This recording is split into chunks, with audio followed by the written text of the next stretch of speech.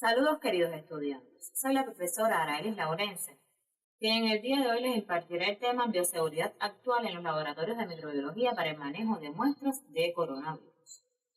La OMS define bioseguridad como un conjunto de normas y medidas preventivas destinadas a proteger la salud de las personas frente a riesgos de diferentes tipos. A partir del brote de enfermedad respiratoria aguda producida por el nuevo coronavirus, denominado SARS-CoV-2, es imprescindible tener en cuenta todo lo que en materia de bioseguridad se conoce. El coronavirus, nCoV-19, es un organismo catalogado como un agente biológico del grupo 3 y que por lo tanto debe ser manipulado dentro de cabinas de seguridad biológica de clase 2 a 2 en un entorno de laboratorio de contención de seguridad nivel 3, es decir, un BSL-3. Los agentes patógenos que corresponden al nivel 3 de bioseguridad son aquellos microorganismos que pueden causar infecciones graves en las personas y un severo peligro para los trabajadores, con riesgo variable de propagarse a la comunidad, que generalmente responde positivamente a un tratamiento o profilaxis eficaz. El personal que tome la muestra debe cumplir los protocolos de bioseguridad y cuidados básicos para este procedimiento. En cada momento se deben cumplir las siguientes indicaciones. Antes de tomar la muestra, el profesional debe tener listo y a mano todo el material necesario para el procedimiento. El personal que va a recolectar las muestras debe lavarse las manos antes de colocar los elementos de protección personal y realizar las pruebas de ajuste al protector respiratorio. Se recomienda trabajar en binomios para la toma de muestras. Las puertas de la habitación o cubículo deben permanecer cerrados durante todo el proceso. La persona que toma la muestra depositará el hisopo de dracón o rayón con la muestra en el tubo etiquetado y lo depositará en la gradilla para su soporte. La persona que embalará la muestra desinfecta el o los tubos antes de colocarlos en el material amortiguador de impacto y de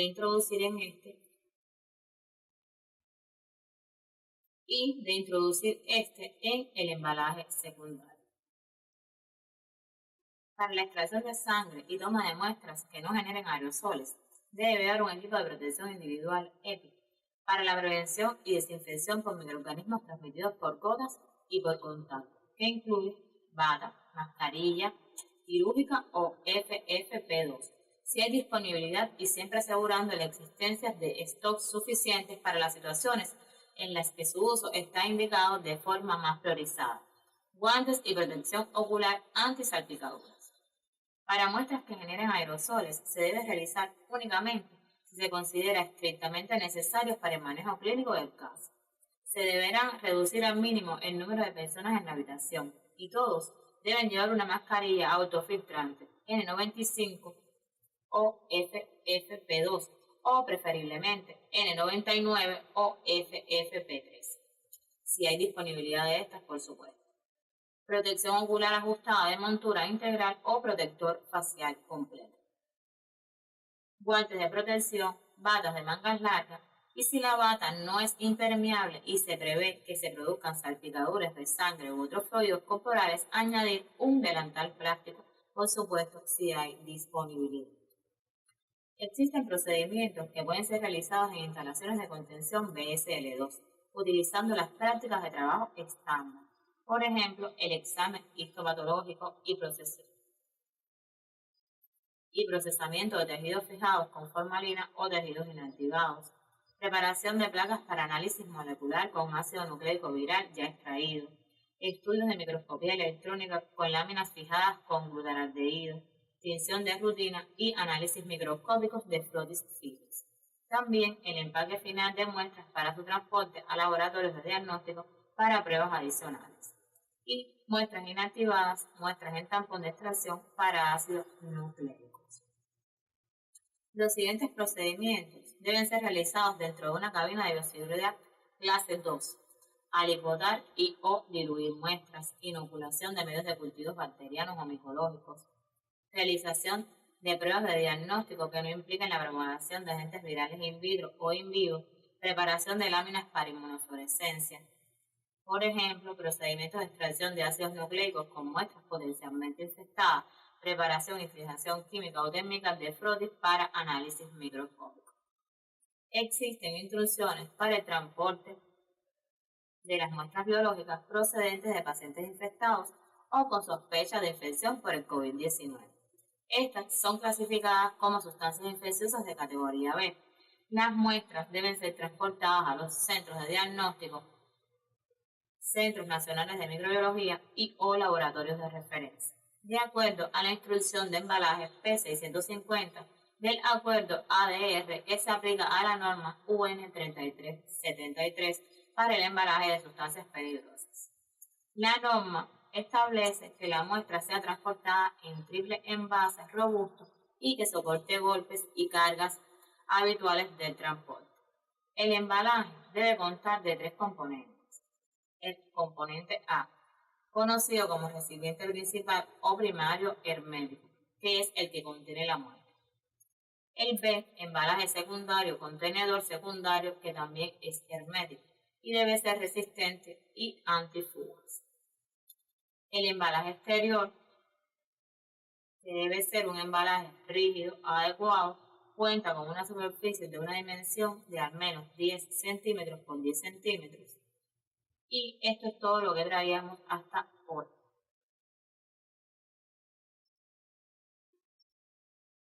Y el embalaje exterior, que debe ser rígido, adecuado y que consta de una superficie de al menos una dimensión. Y el embalaje exterior, que debe ser un embalaje rígido, adecuado, que cuenta y el embalaje exterior, que debe ser rígido, adecuado y que debe constar de una superficie de una dimensión de al menos 10 por 10 centímetros. Y hasta aquí el tema de hoy, donde hemos estudiado los principales aspectos de bioseguridad a tener en cuenta en el trabajo con las muestras sospechosas o confirmadas de infección por coronavirus. Muchas gracias.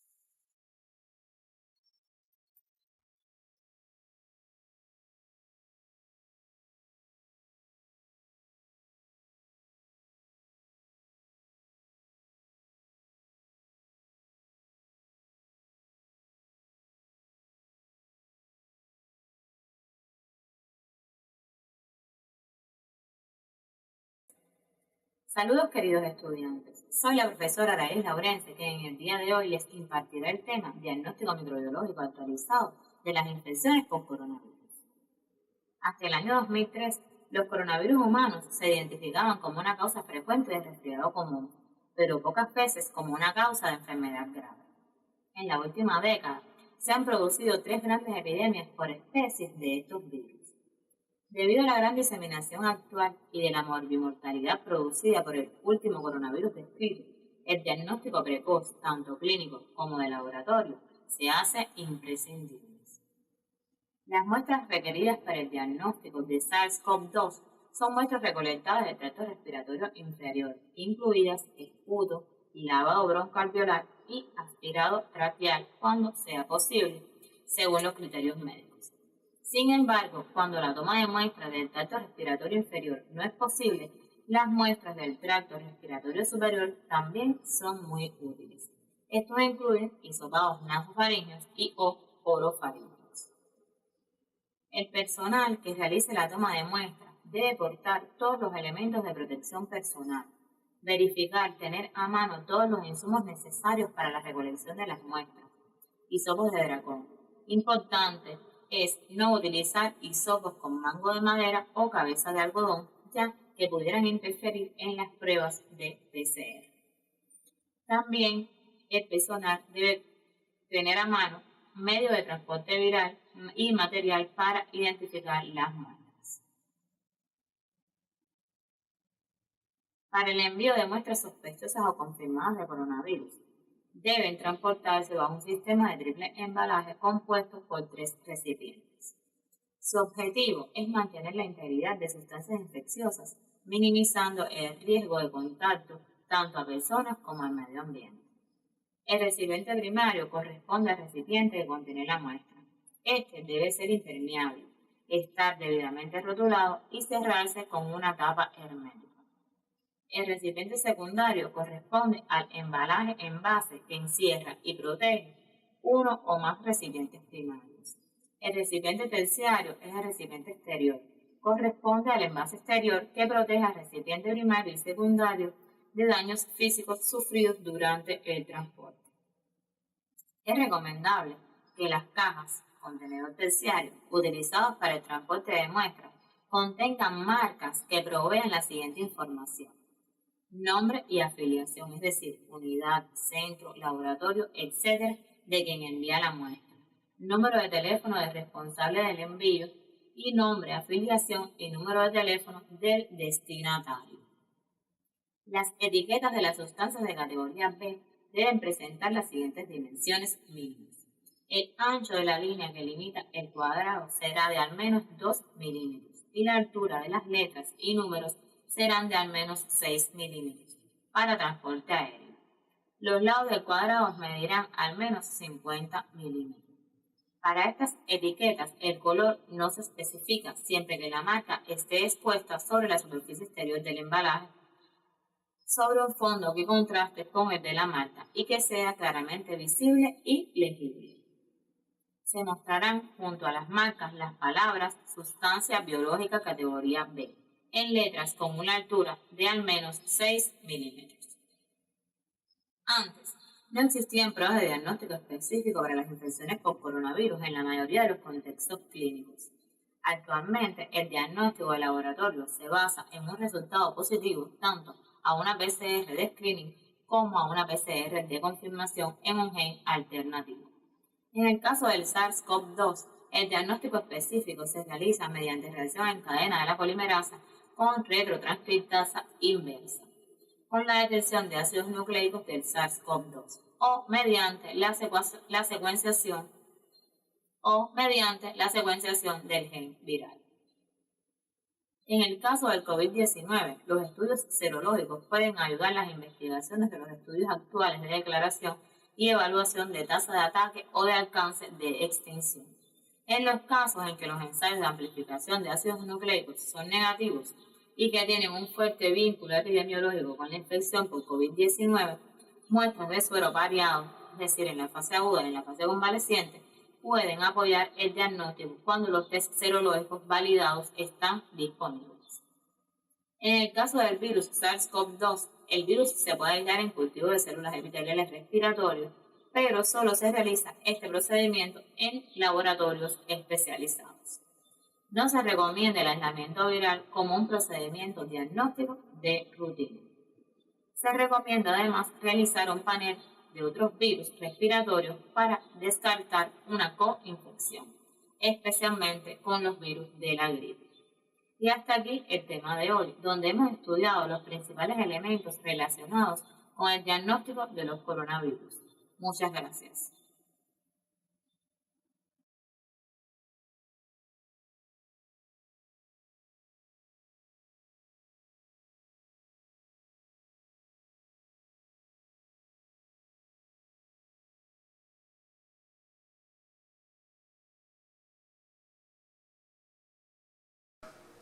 La agitación psicomotriz, por regla general, es un denominador común en el paciente intoxicado por drogas. El medicamento aconsejado para este tipo de situaciones son la benzodiazepina. Esta medicación se puede administrar o bien por vía oral o vía intramuscular en los casos más leves, o bien por vía intravenosa o vía intranasal en los casos más graves. A continuación vamos a ver un vídeo de un paciente agitado grave por una supuesta intoxicación por drogas.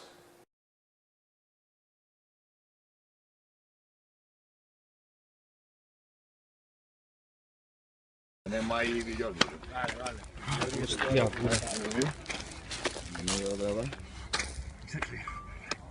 Bien, así. Más un episodio de droga, caníbal e Ibiza. Este es el segundo que llevamos esta semana, tío. Segundo durante esta semana de la droga caníbal. Este es el segundo de la semana, tío. Efecto compensador. Mío, te va a tener tú. Con Dios, tío. Vuelvo a ir a controlar, ¿vale? Sí, que solo la gente que no venga por aquí, tío.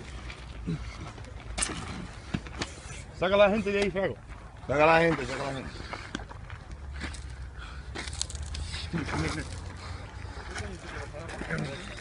No, es que Sale el pescado. sales del banco y te quitan todo. Como hemos podido comprobar en el vídeo, resulta muy complicado el uso de la vía parenteral y de la contención mecánica sin que corra peligro nuestra integridad física. Por este motivo, nos parece importante resaltar la vía intranasal para este tipo de situaciones. ¿Cuáles son sus ventajas? Sus ventajas son que la mucosa respiratoria está ricamente vascularizada, no sufre metabolismo hepático, evita el pinchazo para la administración del fármaco, es una técnica indolora y segura y además es más limpia y menos errática que la vía rectal. Como todo, también cuenta con sus desventajas, y es que si presenta una gran cantidad de moco o sangre en la mucosa nasal, puede reducir la absorción del medicamento y además el uso previo de vasoconstrictores, como por ejemplo la cocaína, también puede provocar una disminución en su absorción. Existe un sistema especial para la administración de fármacos por vía intranasal, como es el dispositivo MAD nasal. A continuación, os dejamos un vídeo en el cual se representa cómo es y cómo funciona dicho dispositivo.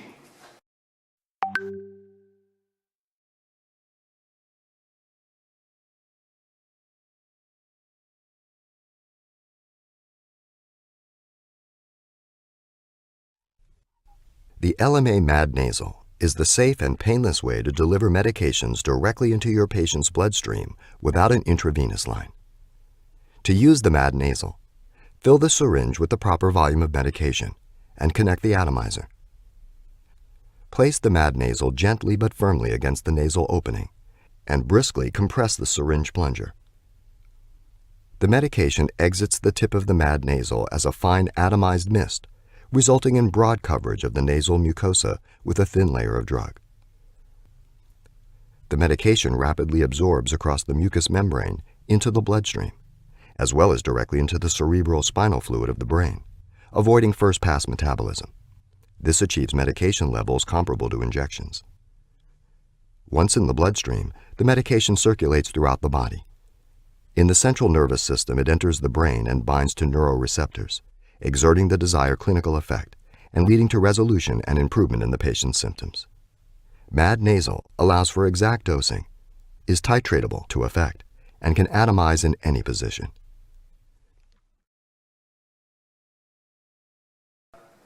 Como podéis ver, este sistema es de fácil manejo. ¿Qué benzodiazepinas son las que se aconsejan para este tipo de situaciones que hemos visto en el vídeo? El midazolam. Como todos sabemos, del midazolam existen varias presentaciones.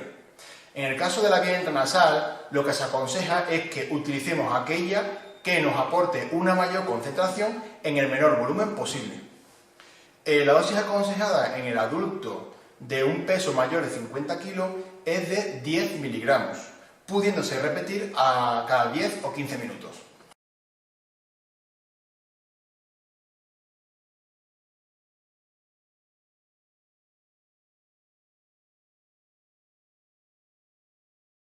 Vamos a hablar acerca de las intoxicaciones por benzodiazepina.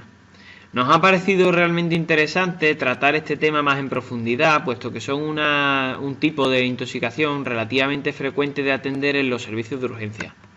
Aquí, por ejemplo, estáis viendo cuál es un gráfico que corresponde a las urgencias del Hospital Clínico Lozano Blesa de Zaragoza, concretamente a las intoxicaciones agudas que se atendieron en los años entre 1999 y 2004. Estáis viendo que el total de intoxicaciones agudas medicamentosas que se atendieron fueron de 6.735, de las cuales esta barra que veis aquí grande, que de color rojo, es la que corresponde a las benzodiazepinas y está en torno al 20% de las intoxicaciones que se atendieron, o sea, un valor relativamente alto.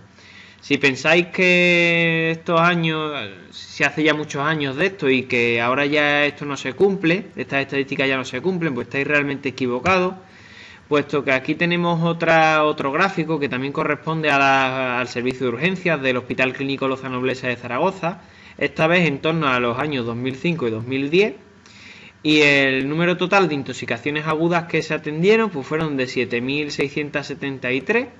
Igualmente las benzodiazepinas están representadas con esta barra de color rojo, y igualmente pues las cifras que se manejan de intoxicaciones agudas por benzodiazepinas fueron también bastante altas con respecto al resto de intoxicaciones respecto al total de intoxicaciones medicamentosas, y prácticamente también se corresponde con el 20%.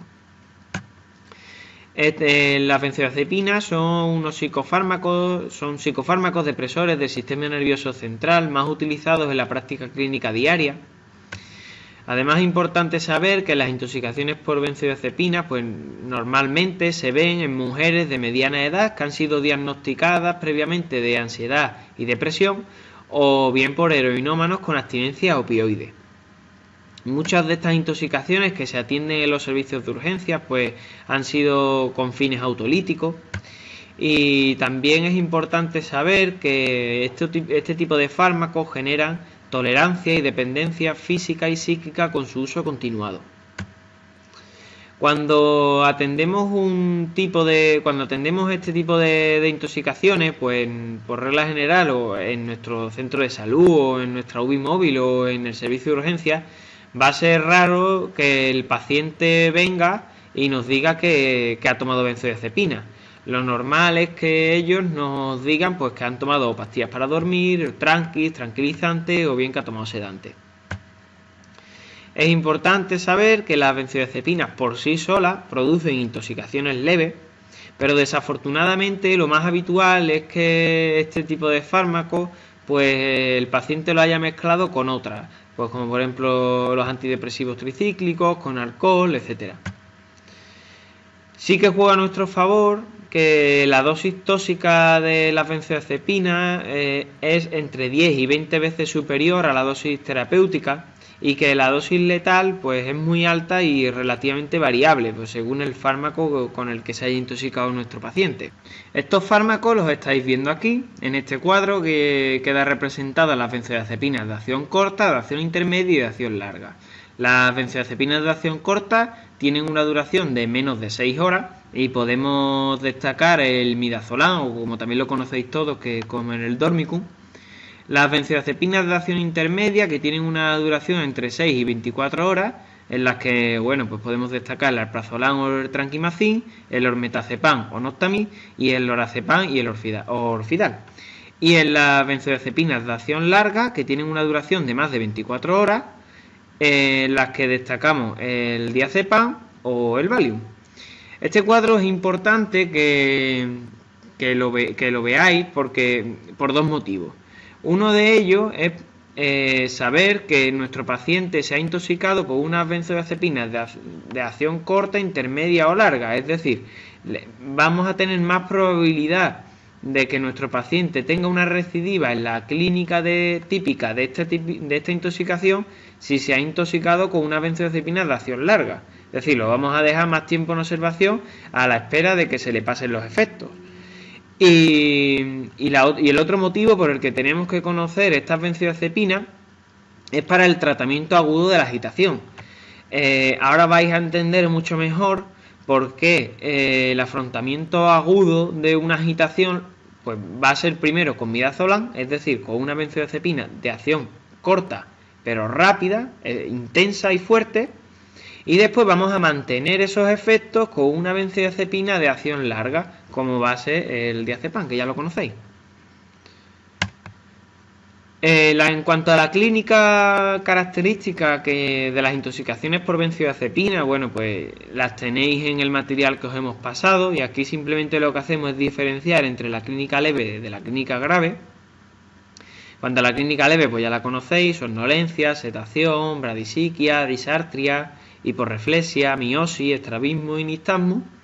Y en cuanto a la clínica grave, pues vamos a destacar, por ejemplo, la hipotensión, la bradicardia, la depresión respiratoria o el coma superficial o profundo. El tratamiento de las benzodiazepinas pues también la conocéis ya todos, y el tratamiento inicial pues va a ser tener a nuestro paciente monitorizado de forma constante con el Pulsi. Vamos a saber siempre cuál es la saturación que tiene nuestro paciente, y en el caso en el que este valor baje o presente coma, pues entonces estaría indicado la administración del antídoto flumacenilo. Este antídoto lo vamos a administrar en bolos de 0,25 miligramos a pasar en 1 minuto. Podemos ir repitiéndolo cada minuto hasta que el paciente tenga una respuesta clínica o ya hayamos alcanzado el máximo, que son 8 bolos.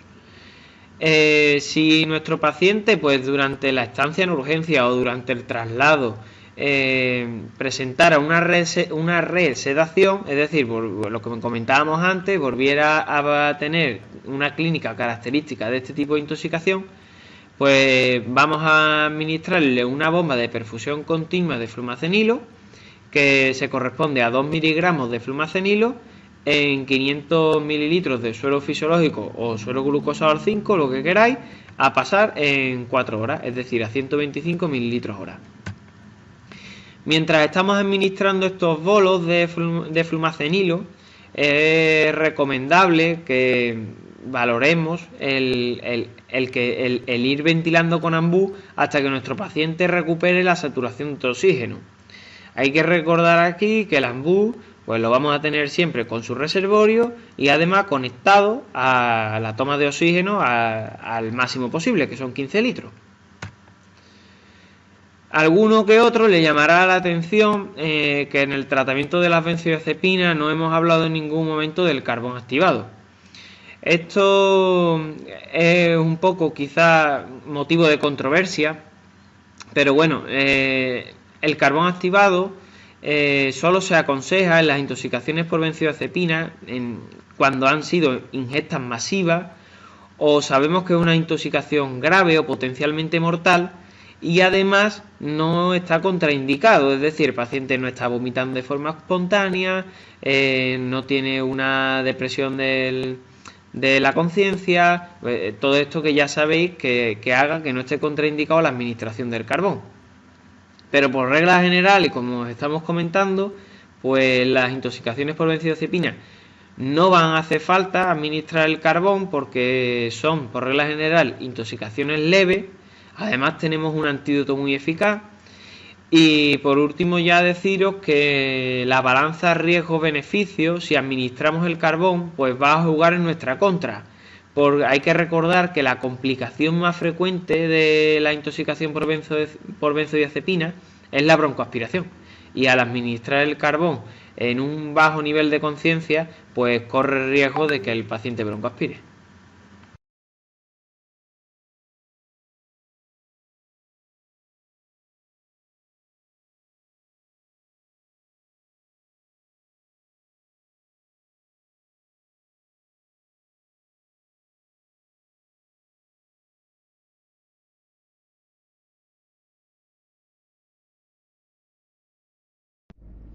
La secuencia de intubación rápida es un procedimiento de emergencia que está indicado en pacientes con imposibilidad de conservar la vía aérea permeable y que tienen un alto riesgo de broncoaspiración.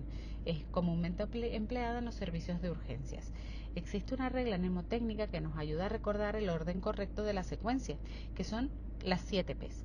La primera P es la preparación y en ella debemos tener en cuenta que todo el material que vamos a utilizar debe estar disponible a la hora de realizar la técnica, como son el laringoscopio, que funcionen correctamente las baterías, la luz y las palas estén correctamente colocadas, los tubos laringeos de distintos tipos, el oxígeno correctamente alineado y colocado y la mascarilla autohinchable para la ventilación posterior del paciente, por ejemplo, además de los dispositivos para fijar el tubo. El segundo paso podría ser la preoxigenación, en el que debemos administrar al paciente una FiO2 cercana al 100% durante unos pocos minutos que nos ayuden a desplazar el nitrógeno que se encuentra depositado en los pulmones y que nos dé un poco más de tiempo, entre 6 a 7 minutos, para realizar el procedimiento de intubación.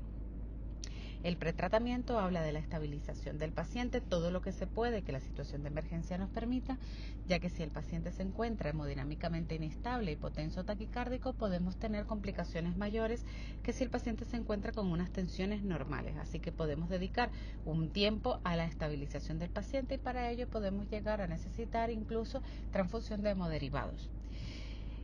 Posterior a ello pasaremos a la parálisis o la inducción, en el que utilizaremos ciertos fármacos, como se ha mencionado anteriormente durante el tema, como pueden ser el rocuronio, el midazolam o el etomidato. Una vez que el paciente este tiempo puede ser aproximadamente entre 60 segundos y 3 minutos, y una vez que el paciente ya se encuentra Bajo el efecto de la medicación, procederemos a la protección de la vía aérea y el posicionamiento, realizando el alineamiento de los 3 ejes a través de una maniobra conocida como frente-mentón. Procedemos posteriormente a la colocación del tubo endotraqueal, que una de las técnicas clásicas es a través de la laringoscopia directa, con la correcta colocación del tubo y fijándolo para evitar accidentes, y luego debe ser trasladado a un centro o a un servicio de manejo de paciente crítico.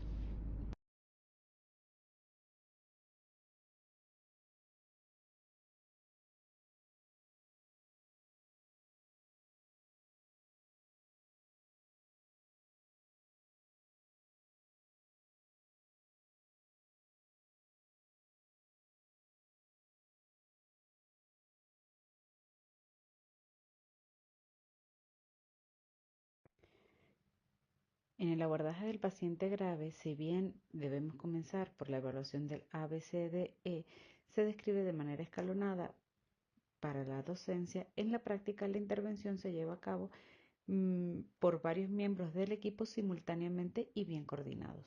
El trabajo en equipo es fundamental en el tratamiento de cualquier paciente con gravedad, y los componentes clave en el trabajo incluyen anticipar para preparar y asignar las tareas de cada miembro, preparar el material, que esté todo en buen estado, clasificado y disponible, facilitar los canales de comunicación que se utilizarán durante la parada, intentando mantener toda la comunicación que no sea elemental fuera del circuito, y coordinar adecuadamente la interacción, definiendo previamente los roles de cada interventor en función de sus habilidades individuales y conocimientos.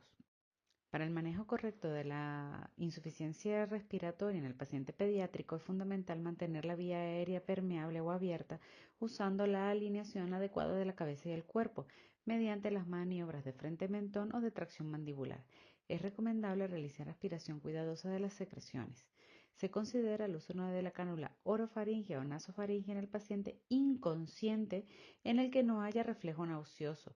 Recuerde que no se debe colocar una cánula orofaringea si el paciente está consciente o tiene ese reflejo. Utilizaremos siempre el tamaño adecuado, midiendo desde los incisivos superiores hasta el ángulo de la mandíbula, evitando empujar la lengua hacia atrás durante la inserción. Consideraremos el uso de la nasofaringea en el paciente semi-inconsciente, evitando su uso si hay sospecha de fractura de la base de cráneo o si existe sospecha de coagulopatía. Se debe medir la profundidad de la inserción correcta desde las fosas nasales hasta el trago de la oreja. La intubación traqueal y la ventilación mecánica permiten la administración segura de una FiO2 y una PIP adecuada.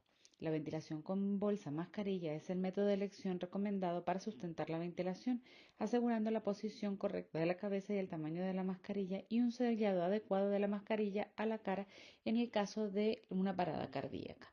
Para proporcionar una ventilación adecuada, el tiempo inspiratorio debe ser lo suficientemente largo, aproximadamente 1 segundo. Sin embargo, en todo momento tenga cuidado de evitar la hiperinsuflación para evitar el barotrauma. El deterioro rápido y repentino de un niño que está siendo ventilado a través de una mascarilla laríngea de un tubo endotraqueal es un evento crítico que requiere una acción inmediata. Para esto contamos con el acrónimo DOPES, que puede ayudarnos a identificar la causa de ese probable deterioro a través de sus letras: desplazamiento, obstrucción, neumotórax, alteraciones en el equipo o problemas en el abdomen a través de la S de estómago. En una crisis asmática, las medidas farmacológicas en el tratamiento es fundamental la aplicación de los agonistas beta-2 o SABAs a través de un inhalador con cámara espaciadora, siempre que sea posible y el nivel de conciencia del paciente lo permita, o nebulizados. Es de vital importancia que la técnica sea la correcta. Debe alcanzar un máximo de 2 a 10 inhalaciones y se pueden repetir cada 30 minutos. Tiene una vida media, habitualmente el salbutamol, entre 2 y 4 horas. Se pueden añadir anticolinérgicos de acción corto, por ejemplo el bromuro de ipatropio, nebulizada o con cámara, y corticoides inhalados con cámara espaciadora. además de los corticoides intravenosos que pueden ser utilizados también. Debemos recordar que la anafilaxia y el shock anafiláctico son reacciones alérgicas sistémicas graves de instauración rápida y potencialmente mortales. Por ello debemos actuar rápidamente en su tratamiento a través de la administración intramuscular de adrenalina, es preferiblemente en el cuádriceps femoral, en una dosis de 0,01 miligramos kilo. También se pueden administrar los corticoides intravenosos que prevendrán las reacciones bifásicas y prolongadas, además de mejorar el broncoespasmo en los pacientes asmáticos.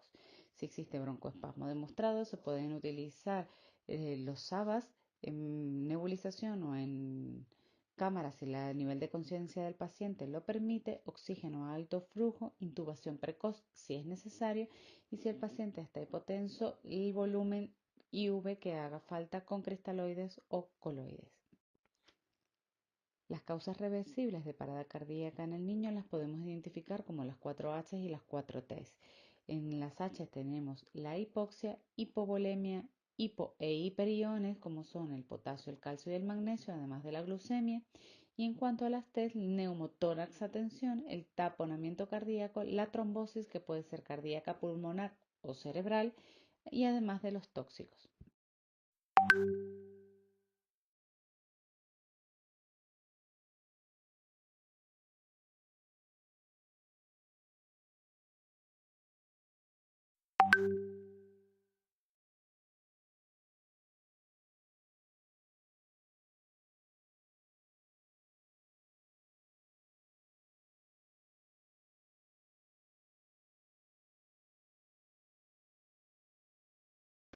En este video podemos observar cómo se realiza una maniobra de RCP avanzada por un equipo experto, donde se puede ver claramente cómo las compresiones torácicas y la ventilación a través de la intubación orotraqueal son independientes una de otra. Además, es importante ver cómo se realiza el cambio de reanimadores y con las mínimas interrupciones posibles de tiempo.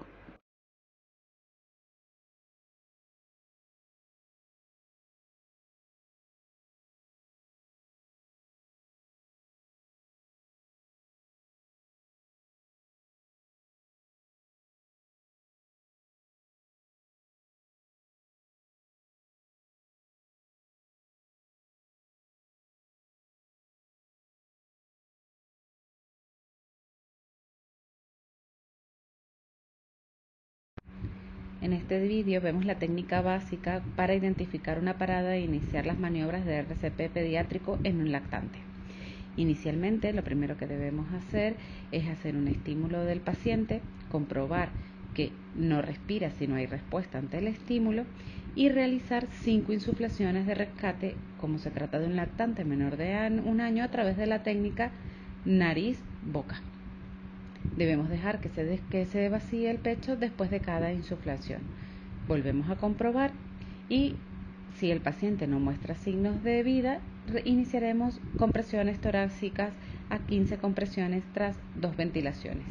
Previamente tenemos que asegurar la zona y pedir ayuda. Después de las 5 insuflaciones es importante que pidamos ayuda. Continuaremos con la cadencia de 15-2 hasta que llegue la ayuda que hemos pedido, incluido un desfibrilador.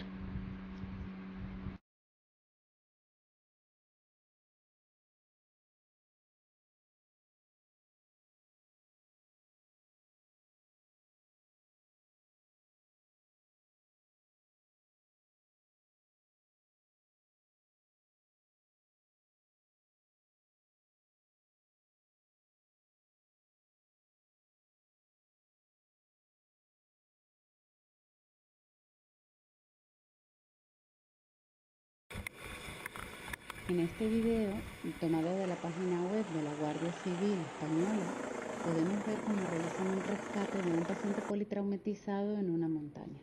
Este paciente puede tener varias causas de shock, como el shock hipovolémico, shock neurogénico y shock obstructivo, además de otras causas como pueden ser la hipotermia, si la temperatura es muy baja, o por el contrario, la hipertermia, si hablamos de los meses más calurosos de verano. Este tipo de rescate es súper complejo y el paciente puede necesitar asistencia tanto en el sitio de recogida, durante el transporte o en el traslado en el escritorio.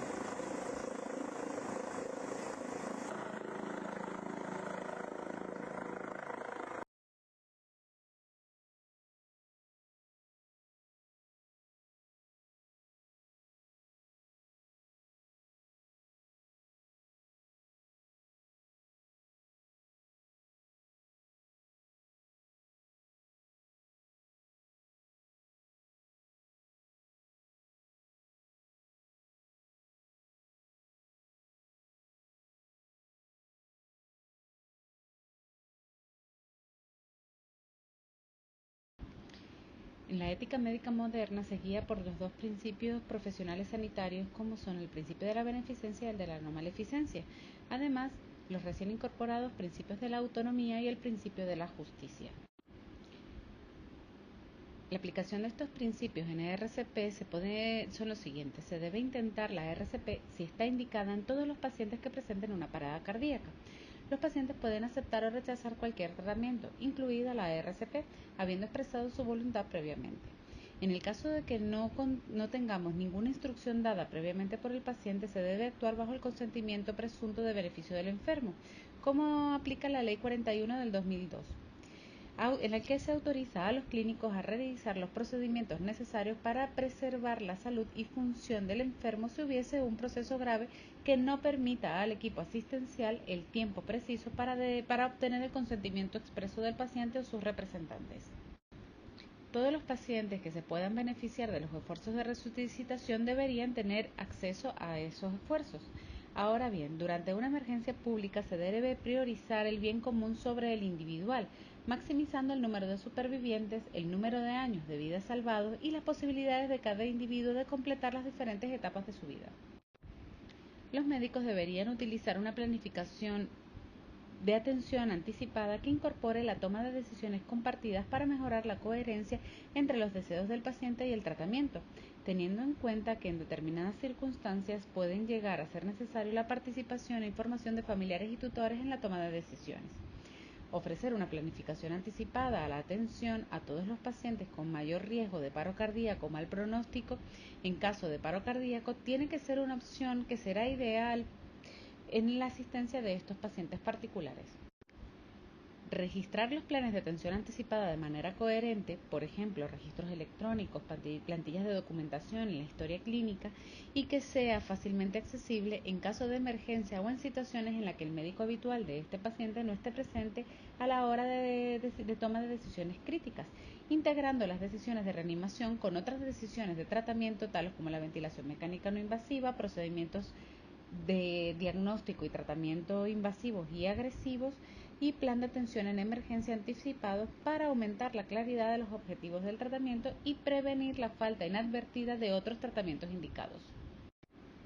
Los facultativos deberían utilizar sesiones de comunicación basadas en evidencia científica, clara, comprensible, para orientar al paciente en su toma de decisiones sobre el final de la vida y apoyar la realización de documentos de voluntades anticipadas o planes de atención anticipada.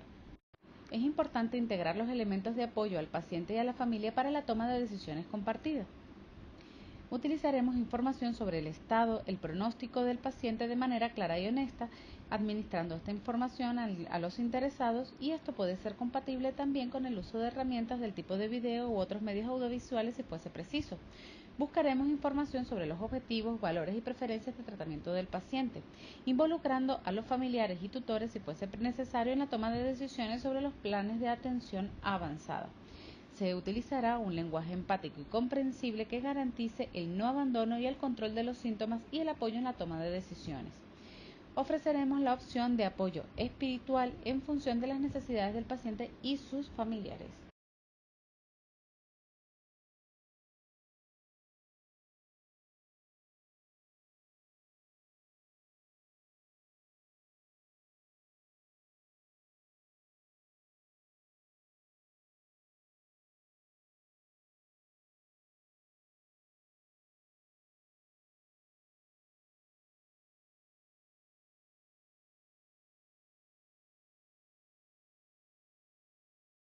En este módulo repasaremos el algoritmo de RCP avanzada actualizado según la European Resuscitation Council. Mediante un conjunto de revisiones sistemáticas y actualizaciones de la evidencia científica, una serie de comités se reúnen cada 5 años aproximadamente para emitir las nuevas guías de resucitación cardiopulmonar avanzada. Estas presentan unas recomendaciones más actualizadas hasta la fecha para la práctica de la resucitación en Europa. Estas guías abarcan la epidemiología del paro cardíaco, el papel de los sistemas a la hora de salvar vidas, el soporte vital básico y avanzado, la reanimación en circunstancias especiales, los cuidados post-resucitación, primeros auxilios, soporte vital neonatal y pediátrico y aspectos éticos sobre la resucitación y la formación que deben tener el personal sanitario y los legos. En relación a la parada cardíaca extrahospitalaria, tenemos que tiene una incidencia anual entre 19 y 97 por 100.000 habitantes. El personal de los servicios de emergencia inician o continúan una reanimación extrahospitalaria en el 50 al 60% de los casos aproximadamente, y el uso de los desfibriladores externos automáticos del tipo DEA o DESA siguen siendo muy bajos en Europa, teniendo un promedio de 28%. Las tasas de supervivencia al alta hospitalaria tras una parada extrahospitalaria se sitúan en torno al 8% de promedio, que es un porcentaje relativamente bajo.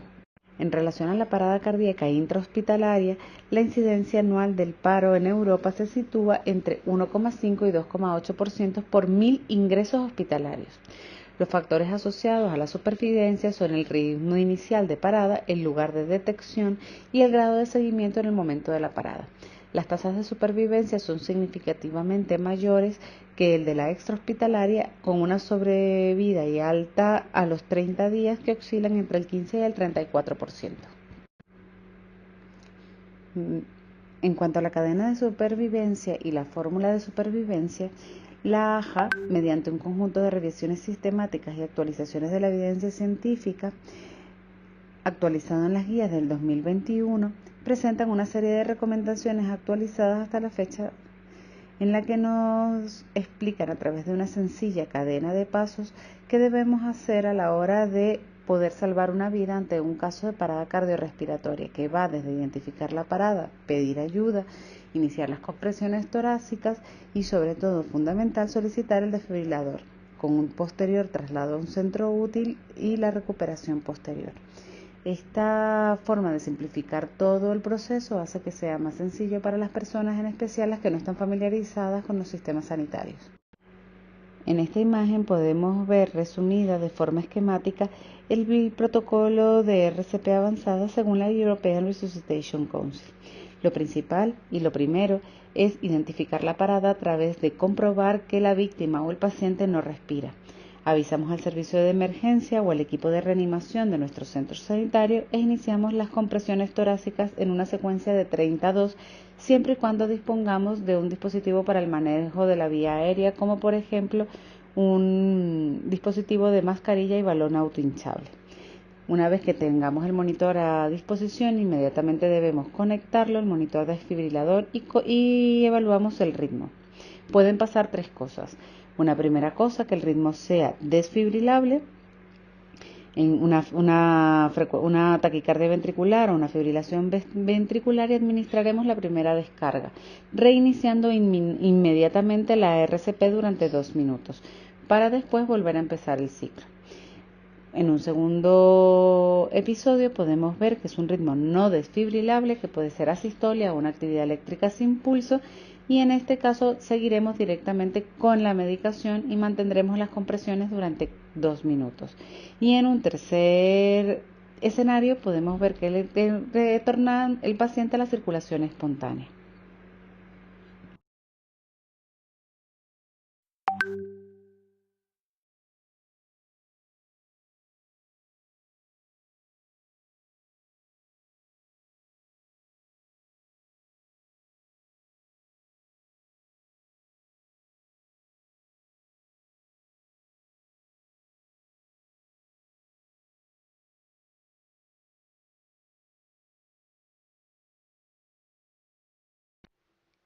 La parada cardiorrespiratoria es el cese brusco, inesperado y potencialmente reversible de la circulación sanguínea y la respiración espontánea.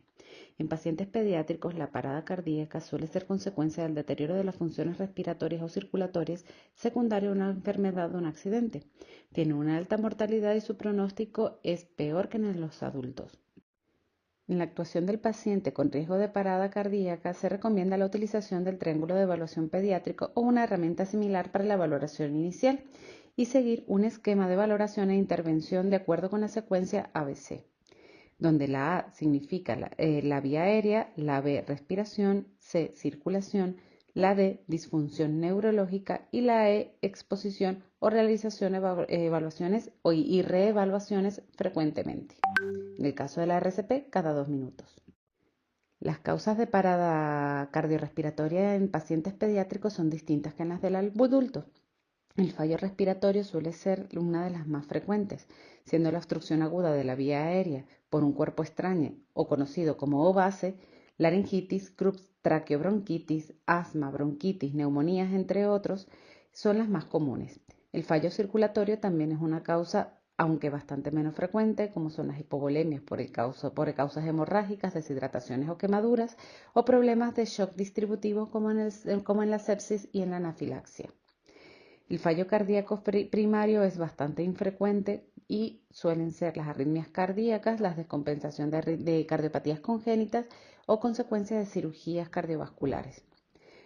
En la enfermedad del sistema nervioso central tenemos las convulsiones prolongadas, el aumento de la presión intracraneal que puede ser postraumático, intoxicaciones o traumatismo craneoencefálico. Otras causas de lesión son las lesiones en el medio acuático, como los barotraumas, trastornos metabólicos, como en la diabetes mellitus tipo 1, inhalación por humo, hemorragias cerebrales y malformaciones en el periodo neonatal. Para diagnosticar una parada cardíaca en pediatría debemos identificar la falta de respuesta a estímulos verbales o dolorosos, ausencia de respiración o respiración inefectiva de tipo bocanada o gasping, ausencia de signos de circulación como la falta de movimientos, de reacción efectiva, palidez extrema o cianosis, pulso menor a 60 latidos por minuto en lactantes. La toma del pulso por personal no entrenado está altamente controvertida y no debe realizarse. Si un paciente no respira, debemos considerar que se encuentra parada cardíaca. En una primera valoración de una posible parada cardíaca, lo primero que debemos hacer es asegurar la zona. Es fundamental e imprescindible que se garantice la seguridad del reanimador. Debemos recordar que siempre es preferible tener una víctima que 2. De lo contrario, no deben iniciarse las maniobras. Diagnosticaremos la parada cardíaca y, si es posible, diferenciaremos entre parada cardíaca de tipo respiratorio o asfíxico que es la más común en pediatría y en cuyo caso debemos dar ventilaciones de rescate y la otro tipo de parada cardíaca, que es la parada cardíaca súbita, que suele ser de origen cardíaco, donde lo primordial es la desfibrilación lo antes posible.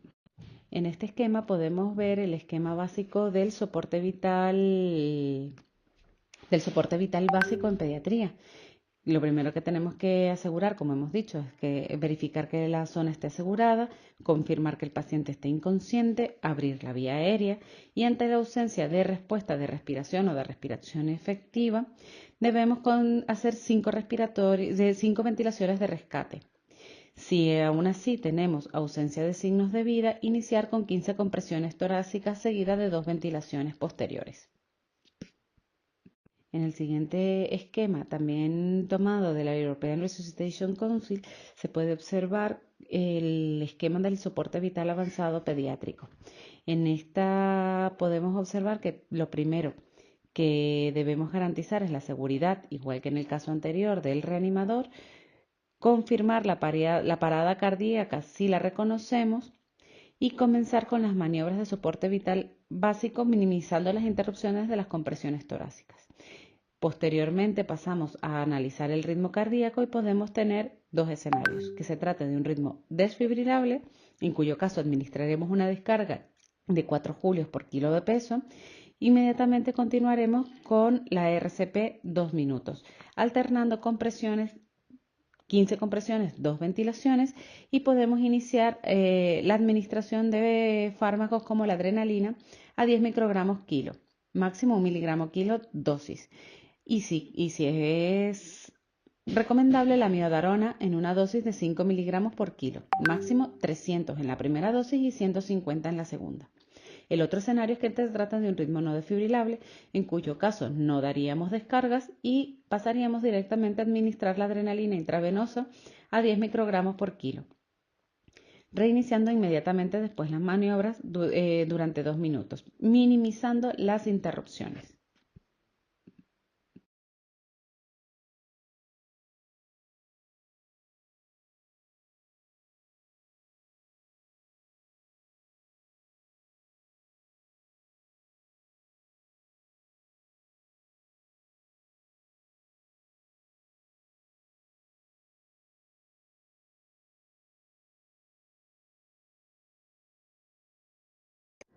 En este apartado revisaremos algunos de los casos especiales en los que tenemos que modificar parcialmente o totalmente el protocolo de reanimación cardiovascular en el paciente adulto.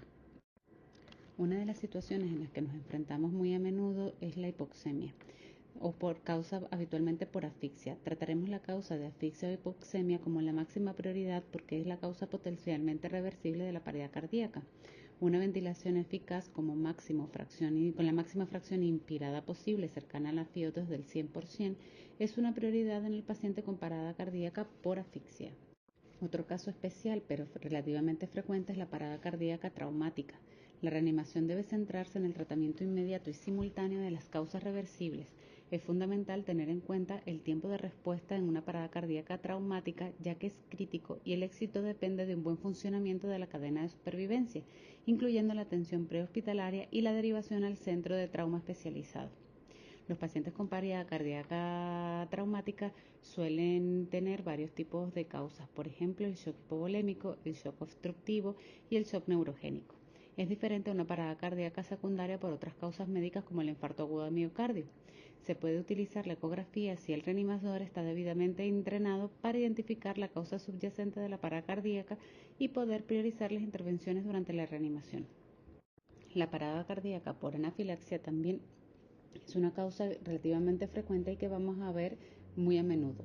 Se estima que para el 2050 la mitad de la población tendrá algún tipo de alergia. La anafilaxia es una reacción sistémica grave y potencialmente mortal de instauración rápida y que debemos actuar en consecuencia. Lo primordial es reconocer la situación de una anafilaxia por la presencia de problemas en las vías aéreas respiratorias, sobre todo el edema, sibilancias o tos persistente, hipotensión, taquicardia o bradicardia, edema de piel y mucosas, diarrea o vómitos que suelen asociarse a más gravedad del cuadro. Se puede dar en el contexto de desencadenantes como un alérgeno, pero algunas veces este alérgeno no es conocido. Es prioritario administrar adrenalina 0,5 intramuscular profundo, preferiblemente en el cuádriceps femoral, previo a la parada, pero si ocurre la parada cardíaca, la prioridad es administrar dicha adrenalina cuanto antes intravenoso a dosis de 1 miligramo mililitro.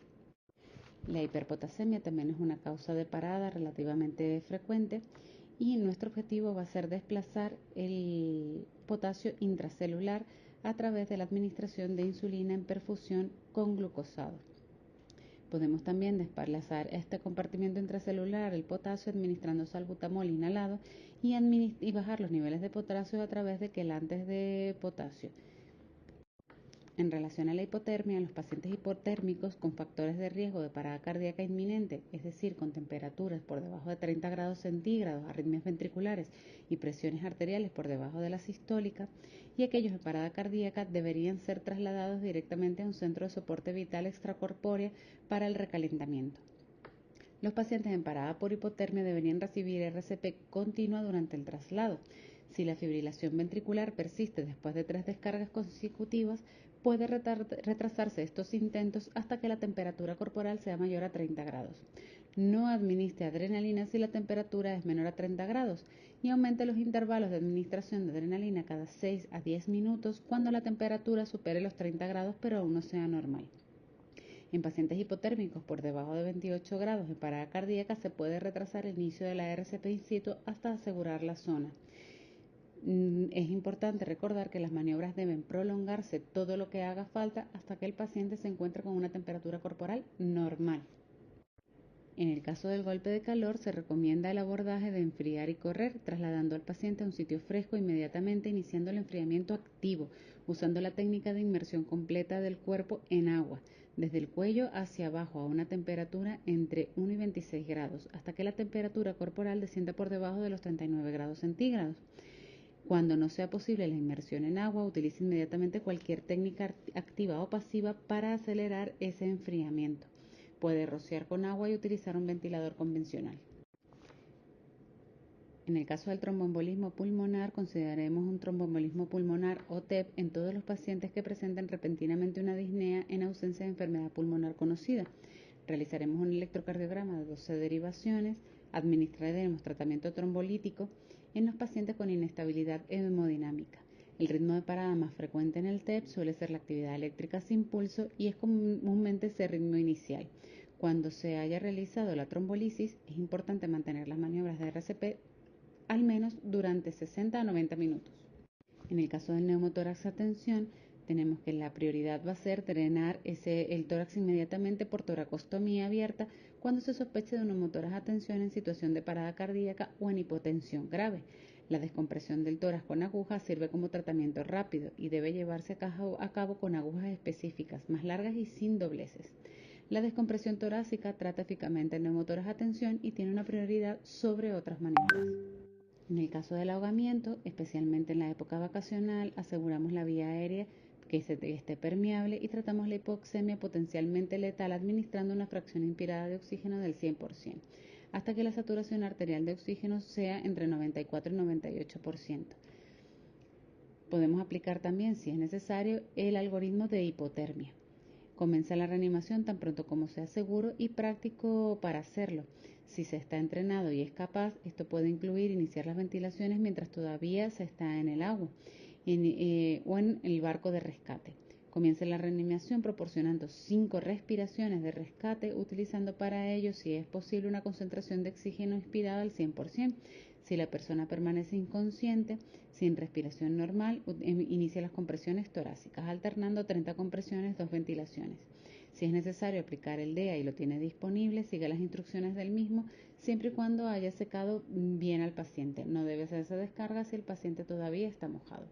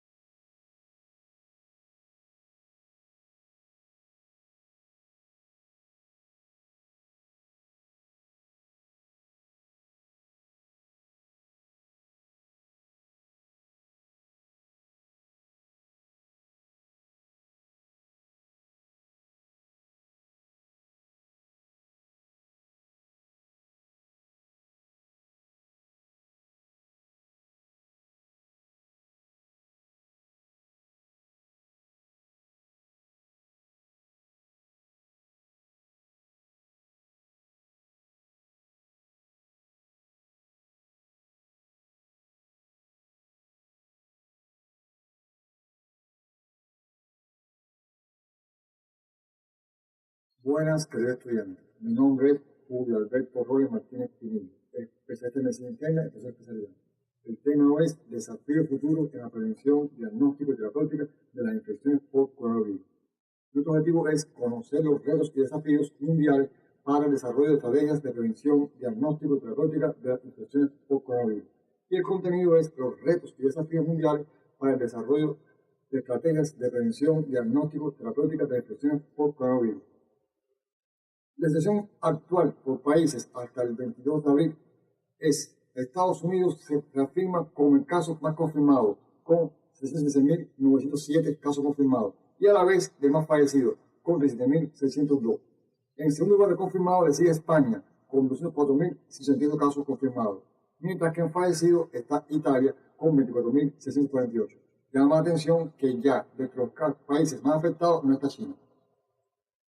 En cuanto al tratamiento, estrategias entre el tratamiento del COVID, tenemos que el tratamiento es certificado por fisiología en 3 estadios.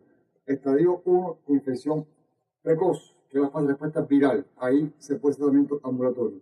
Un estadio 2, que es la fase pulmonar, que puede ser un A o un B, que es la fase de respuesta inmune, que hay una claudicación ya de los pulmones. Ahí, en dependencia de si es neumonía leve o neumonía grave, es el ingreso hospitalario en sala abierta o en sala defensiva. Y por último, estadio 3, que es la fase hiperinflamatoria, en la cual ya hay hiperrespuesta inflamatoria y el paciente está colapsado, los pulmones, y están en unidad de cuidado intensivo, y son los casos de más letalidad, sobre todo los que tienen enfermedades de base. Muchas gracias.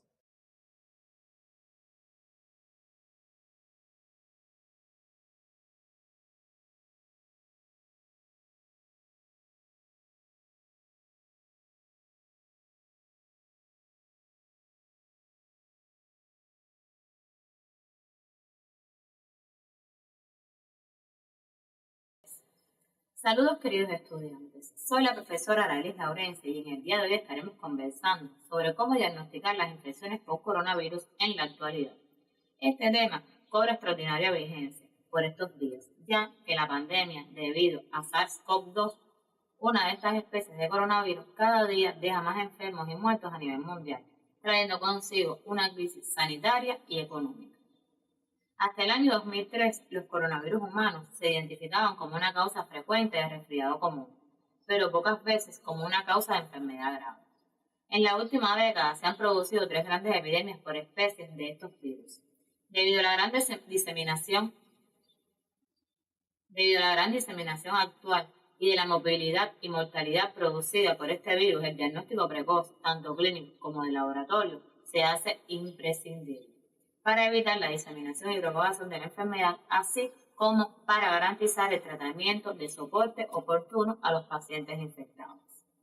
Antes no existían pruebas de diagnóstico específicos para las infecciones por coronavirus en la mayoría de los contextos clínicos, pero actualmente, y debido a las técnicas de biología molecular, el diagnóstico de laboratorio para los coronavirus se basa en un resultado positivo tanto a una PCR de screening como a una PCR de confirmación en un gen alternativo.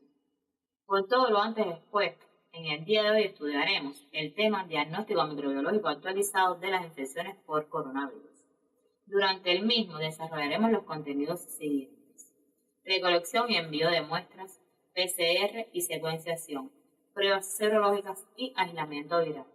Al concluir, ustedes deberán explicar aspectos relacionados con la recolección y envío de muestras sospechosas o confirmadas de coronavirus, y además describir aspectos relacionados con los métodos de PCR, secuenciación, pruebas serológicas y aislamiento viral para estos coronavirus.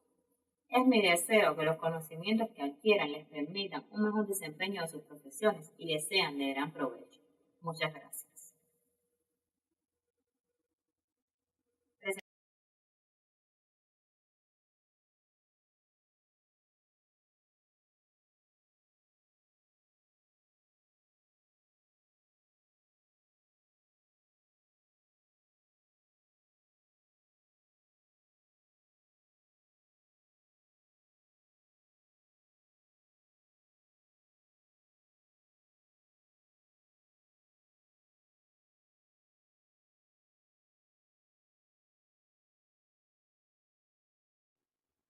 Buenas, soy el doctor Henry Luis Ávila, profesor e investigador auxiliar. Hoy estaremos abordando el sistema inmune y las infecciones por SARS-CoV-2. A través de la presente actividad pretendemos describir los mecanismos relacionados con la respuesta inmune mediada por la infección del nuevo coronavirus, mencionar el papel de la tormenta de citoquina en la progresión de la infección por este virus, así como describir las etapas de la modulación de la respuesta inmune en esta enfermedad. Los coronavirus son una familia de virus que generalmente causan infecciones leves del tracto respiratorio superior, pero las mutaciones en las proteínas de superficie del virus pueden conducir a infecciones graves del tracto respiratorio inferior, como el síndrome respiratorio del Medio Oriente y el síndrome respiratorio agudo severo. Actualmente, una nueva versión del coronavirus está causando epidemias de enfermedades graves y muertes a nivel mundial. El nuevo coronavirus, denominado como SARS-CoV-2 o 2019 nCoV o coronavirus de Wuhan, ocasionó las primeras infecciones en humanos a finales de 2019, a partir de los primeros casos identificados en un mercado de mariscos en la ciudad de Wuhan, en China, extendiéndose a otras ciudades de China, posteriormente a Asia, a Europa, y hoy constituye una grave pandemia a nivel mundial. El día 8 de diciembre de 2019 se registraron por primera vez síntomas en un paciente en Wuhan, la capital de la provincia china de Hubei. El 7 de enero del 2020, China Center of Disease Control and Prevention identificó que se trataba de una nueva especie de coronavirus. El 8 de febrero de 2020, International Committee of Taxonomy of Virus ha denominado al nuevo coronavirus como SARS-CoV-2 y la OMS denomina COVID-19 al conjunto de formas de enfermedades causadas por este nuevo coronavirus. Hasta el día 23 de marzo de 2020 se habían diagnosticado a nivel mundial 332.930 casos confirmados y había ocurrido 14.509 muertes por esta pandemia, siendo Italia, España y China los países de mayor mortalidad. Estas estadísticas cambian diariamente de manera dramática y a estos países se ha sumado Estados Unidos como uno de los principales exponentes de morbo y mortalidad por la enfermedad.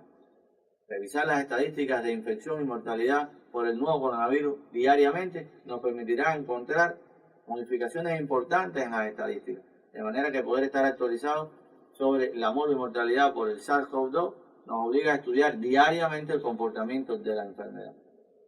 ¿Qué elementos distintivos caracterizan la respuesta inmune a la infección por el SARS-CoV-2? Esta y otras interrogantes esperamos darles respuesta con el desarrollo de la actividad a la cual le invitamos a compartir con nosotros. Los esperamos.